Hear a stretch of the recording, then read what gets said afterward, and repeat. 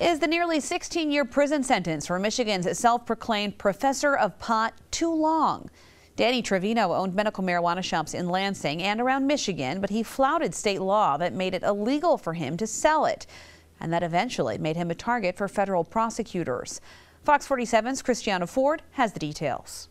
It's scary, you know, like what about his kids, man? What about his wife? Henry Meyer has followed Danny Trevino's case from the beginning. Tuesday, a federal judge handed down a sentence of 15 years, 6 months. Meyer says it's way too harsh. 16 years in prison, and he's going to be doing time next to people that really did bad things to innocent people and really hurt people. Meyer is speaking from experience. Now prominent business owner of Eastside Fish Fry, nearly 10 years ago, he was sentenced to prison for his own illegal marijuana business. I was in a place like that, and I was doing time next to people that were doing less time than me for a nonviolent drug offense. And he's in there right now for a nonviolent drug offense. While marijuana is now legal in Michigan, Trevino repeatedly violated the law. His past drug convictions made it illegal for him to grow marijuana to sell to others. State regulators say he was warned to stop, but refused to listen. Eventually, the U.S. Department of Justice came after him. Dustin Kuntz wasn't Trevino's lawyer, but he's been a defense attorney in Michigan for years.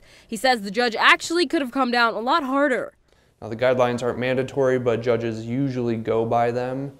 And so it looks like the judge went at the very low end of the guidelines, but it was still over 15, almost 16 years in prison, which is pretty crazy for growing some plants. And Kuntz says this serves as a reminder that growing and selling marijuana is still illegal under federal law, even if the state allows it. Anyone who is seriously in this business has to know that it's against the law. And even if they don't, ignorance of the law isn't really a defense.